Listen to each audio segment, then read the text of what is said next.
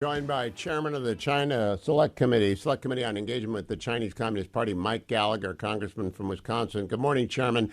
Let's begin with your reaction. The death toll in Israel is up to 1,200 victims murdered by bloodthirsty terrorists. This glimpse into the depth of evil in Gaza is quite disturbing. I don't know how many monsters they've produced, but they've got a factory of them.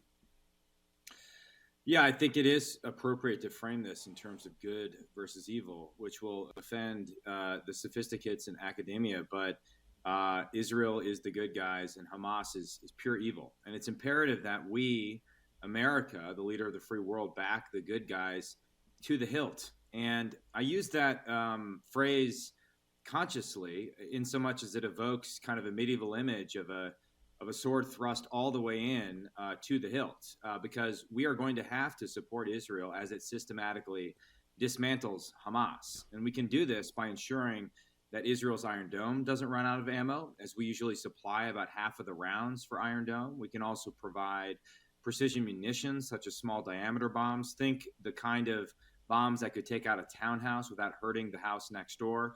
And from there, we have to ensure that the War Reserve Stock Allies program that is established for Israel stays fully stocked. Put differently, Hewitt, if Biden can offer unconditional support for Ukraine, surely his support for Israel, in many ways a closer ally, should be just as, if not more, enthusiastic. You know, Congressman, some people I like a great deal. Guy Benson is my friend and mentee. John Podhoretz I've known forever. They liked the president's speech yesterday. I did not, because he did not name Iran or Hezbollah. And if you don't name the evil, they think you're afraid of them. I mean, I think Khamenei must think Biden is afraid of him. Well, this administration, like the Obama administration before it, has based its entire Middle East policy on the idea of a nuclear deal with Iran. That's not just about the nuclear deal and its details, but really is about what former President Obama described as achieving a new equilibrium in the region.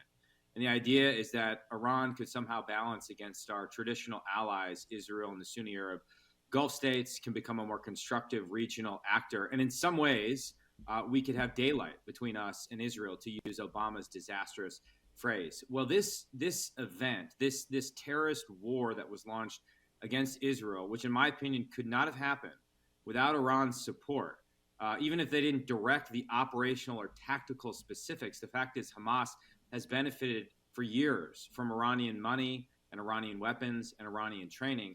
This deal should put a stake in the heart of Biden's détente with Iran.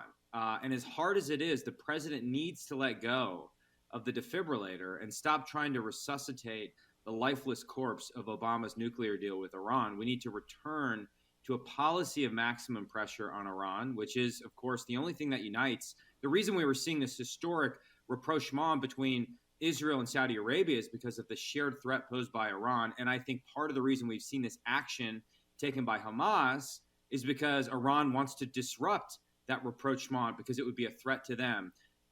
Probably our most practical and useful next step in this regard, if we want to get serious, is we can start by freezing the $6 billion hostage payment to Iran that Biden did in return for 5 American hostages. And to illustrate the absurdity, we now have at least 12 Americans taken hostage. So we've net lost 7 Americans, which proves the eternal wisdom of not bribing terrorists.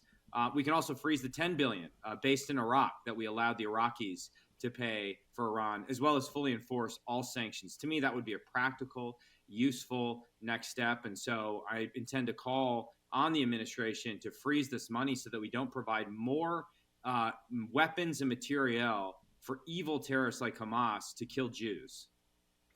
Now, Congressman, I want to turn to the House conference. We're on the brink of war. We've got a carrier group, the Ford, in the Mediterranean, a second carrier group headed to the Persian Gulf. Even though the president won't say it, we're on the brink of war. We don't have a functioning Congress because of 8 members of the House GOP conference. Will we get there today? Because it's like on December 6th, 1941, not having a House of Representatives, only knowing that the attack was coming. Will we get there today to a speaker? I'm cautiously optimistic. We're going to meet this morning to have the internal, secret ballot vote for speaker. And traditionally, the person who gets the majority, even if you didn't vote for that person, then all Republicans are supposed to unite and support that speaker candidate on the floor. That's what I intend to do, regardless of who I vote for, regardless who emerges victorious.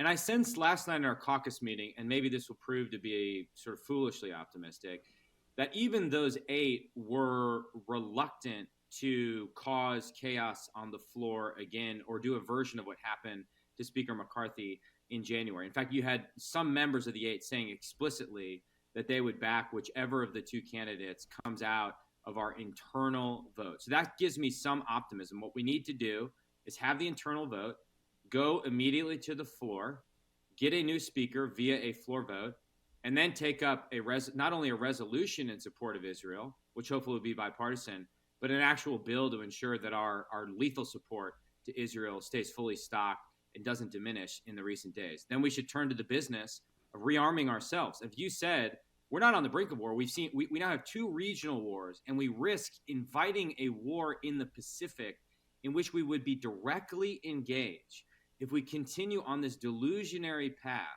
of disarmament, this utopian path of underestimating the authoritarians, the genocidal, godless authoritarians that we're dealing with in these countries. We increasingly have an axis of authoritarians arrayed against our interests. China is, of course, the dominant actor, but Putin is his junior partner, and the mullahs in Iran are part of this axis. And the goal is very simple. It's to destroy American leadership. It's to sever our traditional alliances and induce chaos on the world stage, because the Iranians benefit from chaos, as does Russia, as does Xi Jinping. And so we need to wake up, and it's time for the West to rearm ourselves. Now, Chairman Gallagher, the show is friends with both Majority Leader Scalise and Chairman Jordan. I've had both men on. I've known Jim for a long time. He's a Buckeye. Either one of them is fine by me. If there is a deadlock, what's going to happen? I guess we'd have another debate and subsequent rounds of voting. I think it's highly unlikely there would just be a pure deadlock. I think the whole thing will hinge, Hugh, on whether, if the vote is narrow, if someone wins with a few votes here or there, is the other candidate willing to throw their support behind the other to ensure that their supporters don't try and drag this thing out over the course of multiple weeks?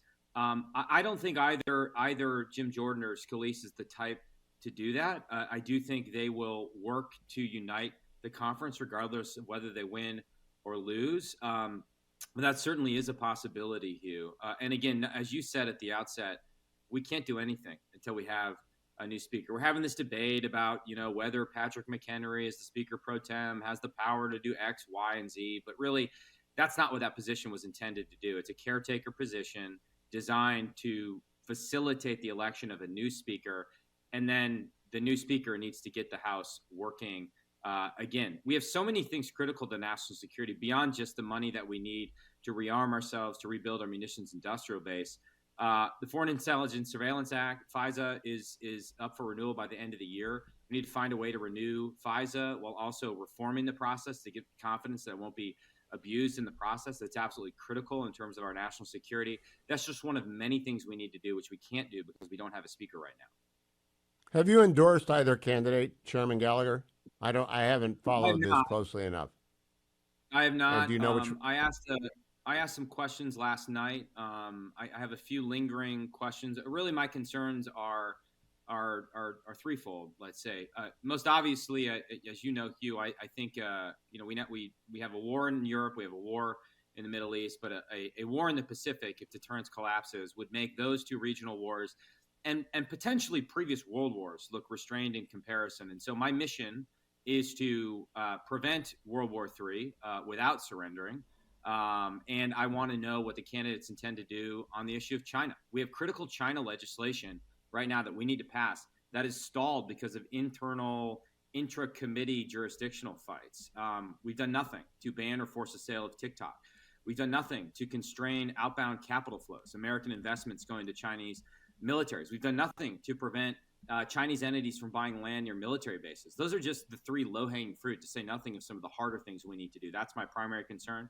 I also want to ensure that if we go down the path of a long-term CR, that we don't actually trigger the across-the-board defense sequester, which could cut up to $50 billion for defense. This would be literal insanity because, of course, we experimented with this a decade ago, and it was disastrous for defense. And then I think that's bound up in a third thing, which is the overall dysfunction of our budget and appropriations process. We've had numerous super committees, outside commissions analyze this, dating back to the Dreyer Commission in 1993. More recently, Congressman Womack led an effort in 2018. We continually recognize we have an unsustainable problem in terms of our broken appropriation process. We have multiple proposals for how to fix it. What we lack is the will and the leadership to do it. And ultimately, it's going to take a speaker to do it. And the final point on this, Hugh, and I'm sorry to go on, is that in my opinion, and I voiced this to the conference 2 nights ago, now is precisely the time to do it because we have a narrow majority and divided government. We aren't going to be able to advance an ambitious policy agenda. So there's never a better time to turn to the plumbing of Congress, the process fixes that are policy agnostic. That may be more boring. They may be less sexy than some of the big policy wins, but that's precisely what led to what we saw last week, which is the deposal of the speaker for the first time in history. Because the process is so dysfunctional, members feel no loyalty to the institution and they seek power outside of the institution, outside of their committee work. They channel their energy and ambition into media appearances because we've turned Congress into nothing more than a green room for Fox News or MSNBC. Please remind your colleagues that 1,200 Israelis are dead and we are at war and they cannot be children. They just cannot be children. They cannot be posing. I know you want any luck with Matt Gaetz, but the other 7, good luck with them. Chairman Mike Gallagher, I appreciate it. Good luck today. We need a speaker. We got to get one today, and we got to get serious in a hurry. Chairman Gallagher, one of the serious people. Thank you.